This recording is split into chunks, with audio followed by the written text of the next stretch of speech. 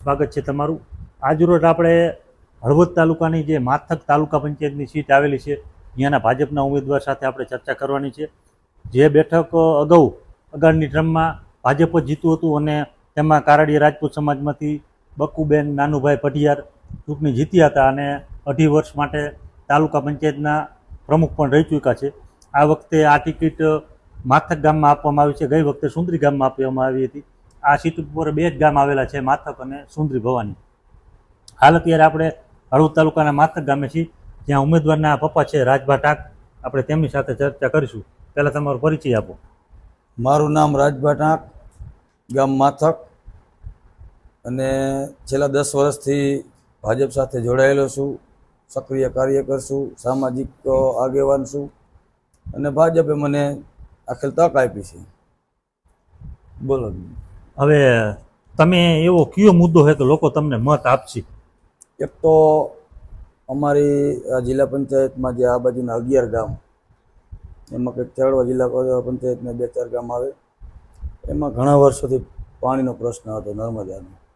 તો એ 11 ગામમાં અમારે અત્યારે માનો ને તો 90% કામ પરિપૂર્ણ થઈ ગયું, પાણીની પાઇપલાઇન વાળું, તળાવો ભરવા થી માંડીને બધે। એટલે એક તો એ ખેડૂતોને મોટો ફાયદો હોય, નહીંતર અમારા ચૂંટણી શિવપુરની બાગાયત વધારે છે, તો એમાં ઝાડવા બધા સૂકી ગયા, એટલે એ એક અમને મોટો ફાયદો હોય। બીજો એવો વિષય છે કે જે અમારા માથકથી મહાવીરનગર બન્યું એના 25 વર્ષ થયા। ત્યાં રોડનો બહુ ચોમાસું આવે એટલે ક્યાંય માણસને જવું હોય તો જવાય એવી પરિસ્થિતિ નહોતી। તો હમણાં અમારે જિલ્લા પંચાયત બેઠક હતી ખાલી, આમ તો ધારાસભ્યશ્રીને બધા આવ્યા હતા, અમે રજૂઆત કરી। આમ તો રજૂઆત વહેલી કરી હતી, પરસોત્તમભાઈ સાબરિયા હતા ત્યારે અમારી રજૂઆત થઈ હતી, એટલે એમને મહેનત કરીને અત્યારે કાંઠે પડ્યું હતું, એટલે પ્રકાશભાઈ વરમોરા સાહેબે અમને તાત્કાલિક અઠવાડિયામાં જોબ નંબર અપાવી દીધા। એ 2.5 કરોડનો રોડ અમને મંજૂર કરી દીધો, જૂના માથકથી મહાવીરનગર 3.5 કિલોમીટર। ગઈ ટર્મમાં આ સીટ આપણા સમાજમાંથી કારડીયા રાજપૂત સમાજને ટિકિટ આપી હતી। હા।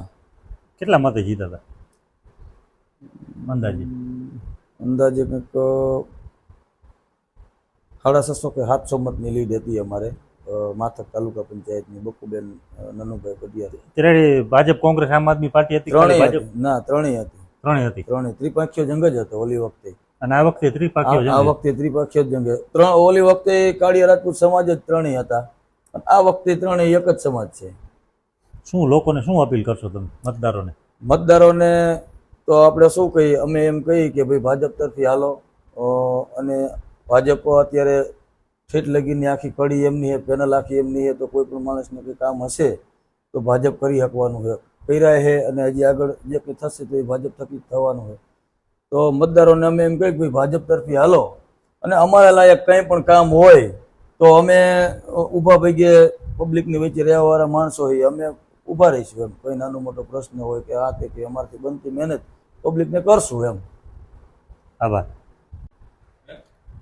મિત્રો, આપણી સાથે હળવદ તાલુકાની માથક તાલુકા પંચાયત સીટના ભાજપના ઉમેદવાર છે કે જેઓ કુલદીપસિંહ રાજભા ટાક, અને એમની ઉંમર 21 વર્ષ છે, અને તેઓ ચૂંટણી લડી રહ્યા છે।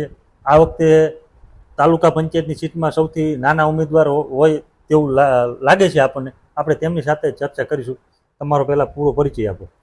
મારું નામ કુલદીપસિંહ રાજભા ટાંક, મારું વતન માથક, અને હાલ માથક જ રહેવાનું અમારું। તમારી સીટમાં કયા ગામ આવે? મારી સીટમાં 2 ગામ આવે, સુંદરી ભવાની અને માથક।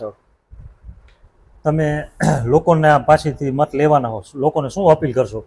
એ કે નાની ઉંમરે અને બહુમતીથી જીતાડે એવી લોકોની અપેક્ષા, કે નાની ઉંમરમાં જે કામ થાય એ મોટા અમુક લોકો નથી કરી શકતા, એટલે લોકોને એટલી જ વિનંતી કરવી છે કે જીતાડે એમ બહુમતીથી, આપ સૌના પ્રેમ, આપ સૌની લાગણીથી। આભાર।